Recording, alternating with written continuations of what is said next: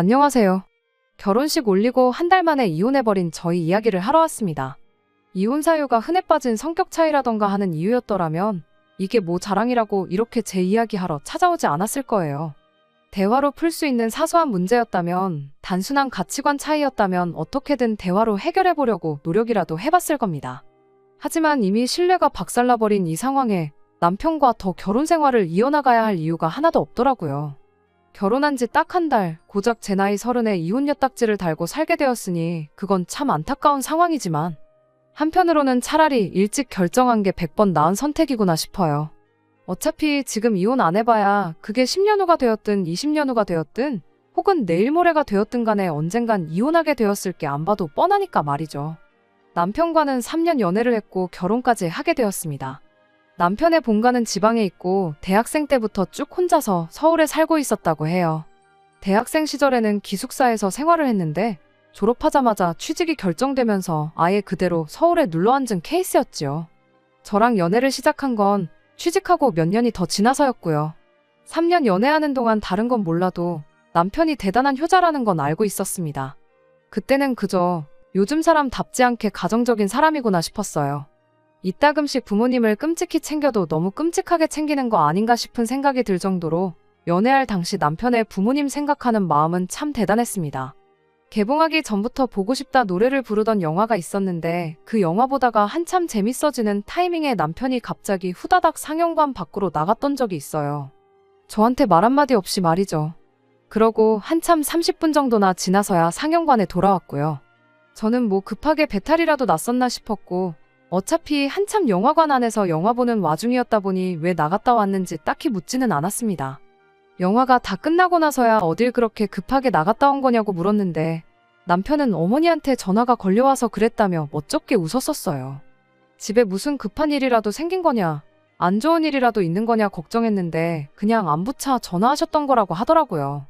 보고 싶어 하던 영화까지 포기할 정도냐고 그냥 영화 끝나고 다시 전화드리면 되는 거 아니었냐고 물어봤더니 자식이 부모를 기다리게 하는 건 불효라고 하면서 부모님 전화면 일단 받는 게 먼저라고 언제든지 안 받고 하고 싶을 때 하면 되는 거라고 생각하지 말라며 저를 타일렀어요.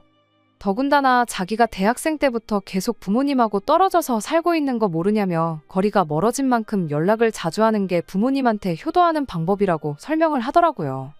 결국엔 그 영화를 2번이나 봐야 했네요. 남편이 꼭 보고 싶던 영화였다고 하니 안 볼 수도 없었고 대신 2번째 볼 때는 전화기는 끄고 들어가라고 했는데 남편이 그건 안 된다고 했습니다. 괜히 그 사이에 나한테 전화를 했는데 전화 안 받고 그러면 엄청 걱정하실 거 아니겠냐며 부모 걱정시키는 것도 불효라고 또 저를 가르치려고 들길래 제가 중간에서 말 끊어버리고 대신 그럼 영화 보러 가기 전에 영화 본다고 먼저 전화드리라고 했어요. 영화 끝날 때까지는 전화하지 마시라고 전화라고요.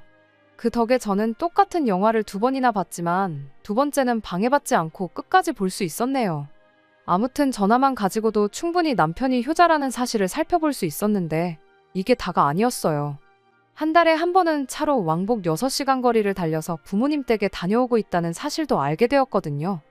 아직도 기억나요.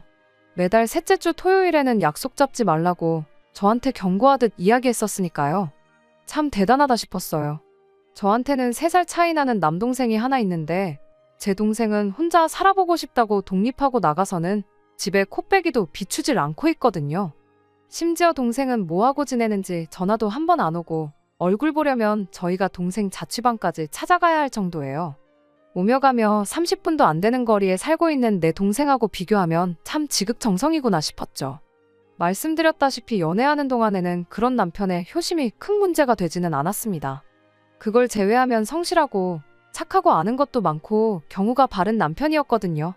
결혼 이야기 나오기 전에 저희 집에 몇 번 인사시켰던 적도 있었는데 자기 부모님한테 잘하는 만큼 저희 부모님한테도 참 잘했었고요. 그런데 막상 연애하는 기간이 길어지면서 결혼 이야기 비슷한 것들이 오가게 되니 그때부터 남편이 효자라는 그 사실이 마음에 걸리기 시작했습니다. 주변 지인들이 저를 걱정하는 척 이야기를 해주면서 겁을 준 게 있었거든요. 남자친구가 저렇게 효자인데 결혼하면 얼마나 효자일지 눈에 뻔히 보인다고요. 그러면서 아마 제가 높은 확률로 시어머니를 모시고 살게 될 것이고 시어머니와 저 사이에 갈등이라도 생기면 남편은 당연히 시어머니 편을 들지 않겠냐고 하는 소리였어요.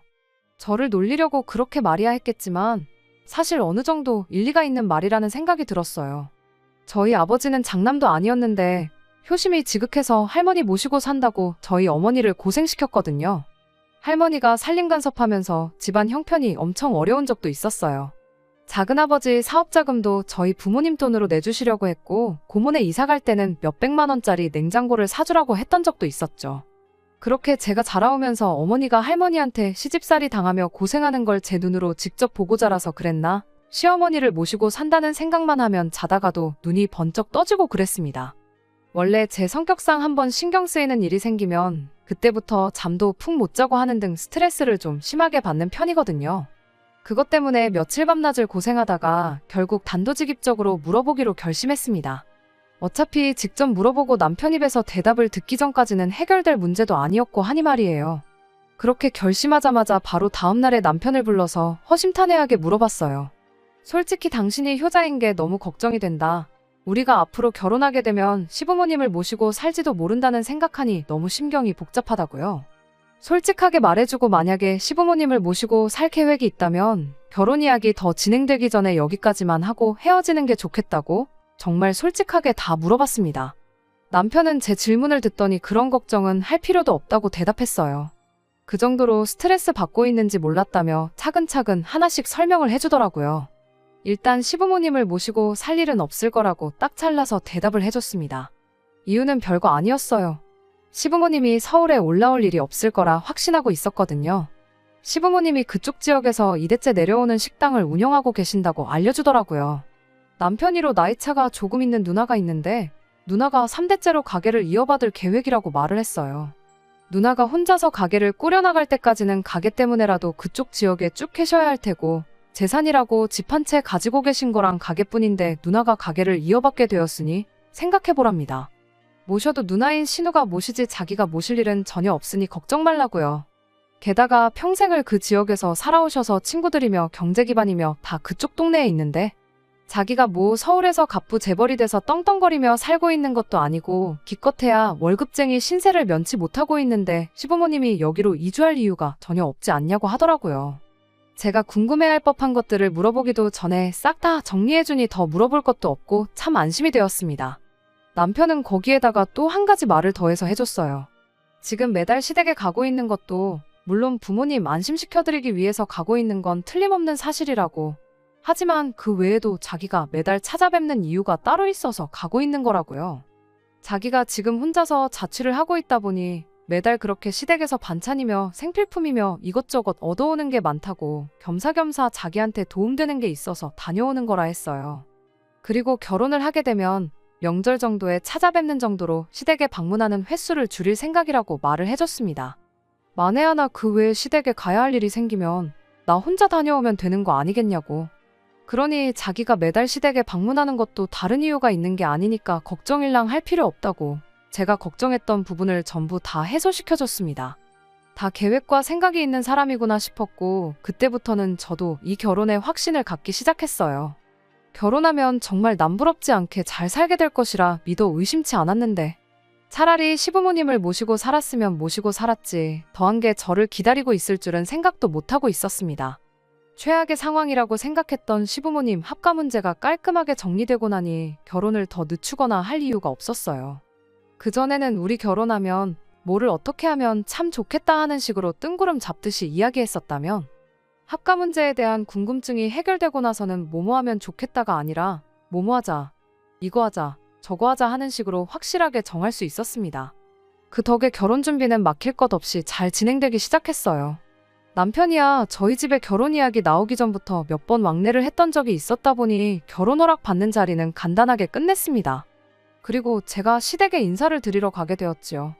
그때까지는 무언가 이상하다 하는 위화감을 느끼긴 했지만 그 안 좋은 예감이 진짜가 되리라고는 상상도 하지 못했습니다. 둘 다 직장인이고 시댁이 거리가 있다 보니 토요일 새벽부터 만나 출발했어요. 중간에 출출해서 휴게소 들러서 우동 한 그릇 먹고 다시 출발했습니다. 그래도 새벽 일찍 출발한 덕분에 차는 하나도 막히지 않았고 예상했던 시간보다 더 일찍 도착하게 되었어요. 시댁 주차장에 들어서면서 남편이 시어머니한테 전화를 했습니다. 그런데 시어머니는 저희 보고 오는데 고생 많았다는 말은 하지 않고 왜 이렇게 일찍 왔냐며 11시까지 오기로 해놓고 9시에 오는 게 대체 무슨 경우냐면서 화를 내셨죠. 남편이 뭐가 그렇게 문제냐고 올라가서 기다려도 되냐고 물어봤는데 시어머니가 집에 들어올 생각은 하지 말고 약속 장소에 가서 기다리던가 하라더니 전화를 끊어버렸어요. 암만 제가 이 집에 며느리로 들어오는 거라지만 아직 정식 며느리도 아니고 손님으로 인사드리러 온 건데 집에는 발도 못 붙이게 하는 게 무언가 싶었습니다. 남편도 어머니가 왜 저러시는지 모르겠다며 당혹스러운 표정을 감추지 못했고요. 더군다나 제가 처음 인사 오는데 빈손으로 가긴 뭐해서 홍삼이다 석류다 이런 건강보조식품과 한우고기 선물 세트를 챙겨갔던 상황이었어요. 홍삼하고 석류는 몰라도 그때가 날도 한참 더웠을 때라 아무리 냉동 포장이 되어 있다고 해도 고기를 뜨거운 차 안에 내버려 두는 건 아니라는 생각이 들었습니다. 그래서 남편이 드릴 것도 있고 그런데 잠깐 들어가는 것도 안 되느냐고 물어본다고 전화를 했었죠. 시어머니는 안 된다면 안 되는 줄 알지 왜 자꾸 물어보냐며 다시 성질을 내셨고 한우 세트 사온 걸 냉장고에 넣어두고 싶어서 그런다는 남편의 설명에 주차장까지 직접 내려와 제가 가져온 선물들을 받아서 들고 돌아가셨습니다. 저희는 주차장에 그대로 내버려둔 채 말이에요. 남편이 그때 계속 미안하다며 사과를 해왔으니 아마 남편도 그때는 몰랐던 거라 생각해요. 이미 이혼을 결심한 지금 그때 남편이 어땠는지는 별로 중요한 게 아니지만 말입니다. 아무튼 그렇게 시댁 주차장에서 기다리고 있다가 시부모님이 차 타러 나오는 거 보고 약속 장소로 출발했습니다. 미리 가 있어봐야 오픈 시간이 11시였는데 여기 주차장이나 거기 주차장이나 주차장에서 기다려야 하는 건 매한가지인 상황이었으니까요. 그렇게 식당 앞에서 만나 가게 안으로 들어갔어요. 첫 인상부터 날카롭고 신경질적인 분이라 생각해서 긴장이 잔뜩 되었었는데 막상 시어머니가 직접 겪어보니 엄청 좋은 분이라는 생각이 들었습니다. 아무래도 음식 장사를 하다 보니까 손님들한테 음식 제때 나가려면 주방 사람들 단호하게 휘어잡는 카리스마가 있어야 한다고 그래서 말투가 그랬던 거라고 먼저 주차장에서 있던 일을 사과하시더라고요. 식사를 밖에서 하자고 했던 건 뭐 해주기가 귀찮아서가 아니라 음식 장사한다고 매일같이 주방에서 씨름하고 그러는데 집에서도 원래 음식하는 걸 싫어해서 그런 거라고 하셨고요. 거기에 집에도 못 들어오게 하면서 밖에다가 저희를 세워놓으신 것도 사과를 해왔습니다. 그건 또 집이 더러워서 그랬던 거라고요. 요즘 일하는 사람 구하기가 힘들다 보니 밤낮 가리지 않고 출근할 때가 많은데 자연스럽게 가게 일이 바쁘게 되면서 집안일에 소홀해질 수밖에 없다며. 집이 돼지우리간도 아니고 사람 사는 곳이라 부르기 참 나쁘끄러운 상황이라 못 들어오게 했다는 겁니다. 그런 설명들을 들으니 처음에 왜 그러셨는지 다 이해가 갔고 제가 마음에 안 들어서 그런 게 아니구나 싶어서 안심했어요. 그리고 저한테 사과할 건 먼저 딱딱 사과부터 하고 조리 있게 설명을 해주시니 제가 말로만 듣던 그런 권위적인 시어머니하고는 거리도 멀어 보여서 참 좋았습니다. 그런데 사실 그런 꿍꿍이 속이 있었고 다 제 눈을 가리기 위해서 개수작을 부렸다는 걸 결혼 후에 알게 되었네요. 아무튼 식사가 어느 정도 끝나가면서 결혼에 관한 이야기를 주고받게 되었는데 시부모님께서 먼저 뜻밖의 제안을 해오셨습니다. 원래 결혼은 남편 돈 제 돈 합쳐서 양쪽 집안 도움 없이 저희들 힘으로만 결혼을 하기로 했어요.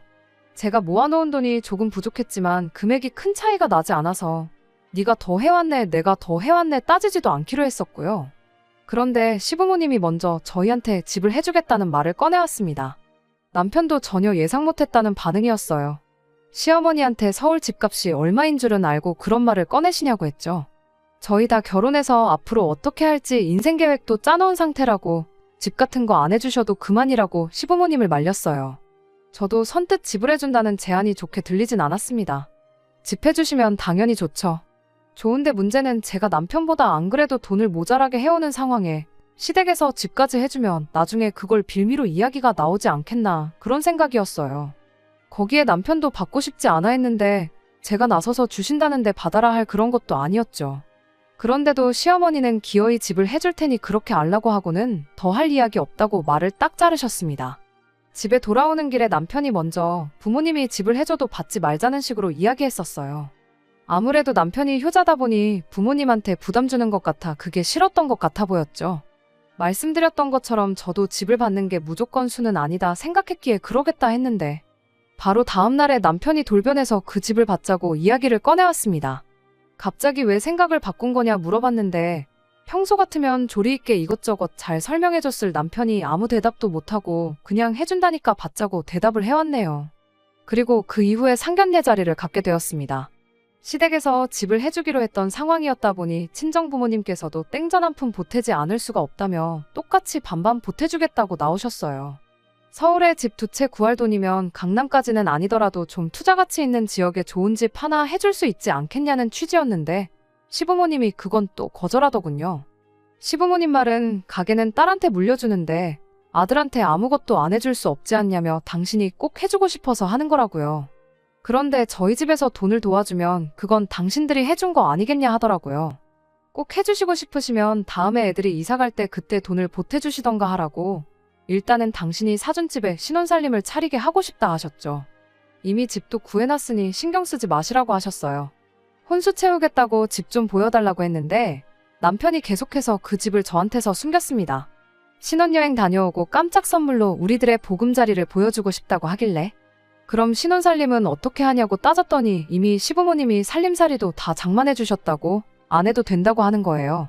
집도 모자라서 살림살이까지 다 장만해 주셨다고 할 때부터 의심을 했어야 하는데 평소 남편이 믿음직스러웠던 것도 있고 시어머니 또한 그 어떤 질문에도 조리 있게 잘 대답을 해주던 분이셨다 보니 그렇게 저는 아무런 의심도 하지 않고 결혼날만 기다리고 살고 있었어요. 양가 어른들과 하객들의 축복 속에 결혼식을 올리게 되었고 신혼여행에 가서도 남편과 즐거운 시간을 보냈습니다. 앞으로 어떤 일이 벌어질지는 생각도 못한 채 말이죠. 신혼여행 다녀와서 드디어 신혼집을 처음 보겠구나 잔뜩 기대에 차 있었어요. 서울 외곽에 위치한 오래된 복도식 주공아파트였어요.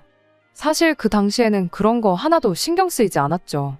이제부터 시작될 결혼 생활에 부푼 기대와 함께 현관문을 열었는데 현관문 열자마자 제 기대는 와장창 산산조각이 나버리고 말았습니다. 이미 저희보다 먼저 살고 있는 사람이 있었거든요. 남편의 약속은 지켜졌어요. 그 집에 시부모님이 살고 계셨던 건 아니니까요. 시할머님이 이미 방 한 칸 차지해서 살고 있었거든요.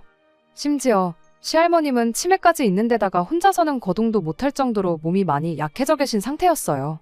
그제서야 시부모님이 집을 해주겠다던 거, 집을 안 받겠다던 남편이 집을 받자고 하루 만에 말을 바꾼 것부터 인사드리러 갔던 날 시댁에는 발길도 못 붙이게 했었던 게 전부 이유가 뭔지 알겠더군요. 제가 혹시나 의심을 할지도 모르니 치매 있는 할머니를 처음부터 저한테 숨기고 싶어서 그랬던 거라는 걸요. 남편은 그제서야 제 눈치를 보며 자기가 다 설명해 주겠다더라고요. 일단 시어머니가 지불해주는 조건으로 시할머니를 저희한테 떠맡긴 건 사실이라고 이실직고 하더라고요. 남편은 그래도 걱정하지 말라고 한 일주일 정도 있다가 못하겠다 말하고 할머님을 다시 시댁으로 돌려보낼 생각이라고 그게 자기 작전이라고 하는 거예요. 이미 결혼식도 올렸고 집도 다 해줬는데 우리가 배째라 나가면 시부모님도 어쩔 수 있겠냐고 하더라고요. 그 말이 하나도 믿기지는 않았죠. 평소에 남편이 얼마나 효자인지 누구보다 더 잘 알고 있었으니까요. 하지만 믿는 거 말고는 아무 방법이 없겠더라고요. 그래서 한 달 내로 이 상황을 정리하라고 말했어요. 남편은 걱정 말라고 자기가 알아서 해결하겠다고 자신있게 이야기했는데 한 달이 지나도 감감무소식이더라고요. 오히려 은근슬쩍 그래도 살아보니까 살만하지 않냐고 의도가 뻔해 보이는 질문을 해왔습니다. 딱히 힘들 건 없었던 게 출근한 동안에는 간병해 주시는 분이 와서 할머님을 케어해 주셨고 퇴근하고 와서는 저는 손가락 하나 까딱도 안 하고 전부 남편이 하고 있기는 했었으니까요. 하지만 제가 편한 거랑 신뢰를 박살내버린 건 별개의 이야기이죠. 약속한 한 달이 지났을 때 남편한테 어떻게 된 거냐고 따져 물었고 남편은 그제서야 눈물까지 보이며 감정에 호소하기 시작했어요. 그냥 우리가 할머님 모시고 살면 안 되겠냐네요. 가게 일도 바쁘고 요즘 안 그래도 불경기 여파로 시부모님 가게가 휘청거린다고 하더라고요. 가게 일 때문에 스트레스 받는데 할머니 때문에 고생하는 엄마 생각하면 자식으로서 가만히 있을 수 없다고요. 그리고 할머니께서 지금 시댁 식구들이 밥 벌어먹고 사는 식당의 기틀을 잘 잡아주셨기 때문에 자기들이 지금 이렇게 모자람 없이 넉넉하게 잘 살고 있는 거라고. 그 은혜도 갚아야 한다고 말이죠. 할머님 나이가 당장 돌아가셔도 아무렇지도 않을 나이지 않느냐. 살아봐야 얼마나 더 살아계시겠냐고. 어떻게 보면 할머니 간병 조금해서 서울에 집 한 채가 생겼는데 우리한테 무조건 이득이라고 하는 거예요. 힘든 거 잠깐이니 같이 견디고 이겨내고 살자고 하는데 저는 남편 말에 개소리 하지 말라고 단호하게 한마디 해주고 이혼 선언했습니다. 불경기도, 시부모님 가게도, 그리고 할머니 덕분에 득보고 살았던 것도 전부 다 나랑은 하나도 상관없는 일 아니냐고요. 득을 봐도 너네 가족들이나 봤지? 나한테는 그저 존재 자체도 몰랐던 내 인생의 불청객이나 마찬가지라고요. 그리고 이 사실을 꽁꽁 숨기고 들면서 이미 니들 가족들은 물론이고 너한테도 그 어떤 신뢰가 남아있질 않는데 이깟 14평짜리 아파트 하나 갖자고 내가 신뢰하지도 못하는 사람들과 가정을 이루어 살아야 할 이유가 있겠냐고 했습니다. 사실 이혼이라고 할 것도 없어요. 친정부모님께서 상견례하는 동안 저렇게 집 같이 해준다는데도 혼자 해주겠다는 거 보면 뭔가 꿍꿍이 속이 있을 것 같다고. 혼인신고는 1년이고 2년이고 살아보다가 확신이 생기면 하라고 조언해주셨던 덕분에 아직 하지 않은 상황이었어요. 할머니 모시고 살면 할머니 은혜도 갚고 부모님한테 효도도 할 수 있는 데다가 서울에 자기 명의 집까지 받았으니 너한테는 무조건 좋은 거 아니냐고. 나는 이깟 집도 필요 없고 신뢰도 하나 없는 남편하고 평생 같이 살 자신도 없으니 그냥 갈라서겠다고. 그러니 너 혼자 알아서 잘해보라 말하고 저는 제 짐 챙겨서 거지 같은 집구석에서 뛰쳐나왔습니다. 그렇게 결혼 한 달 만에 이혼하게 되었네요.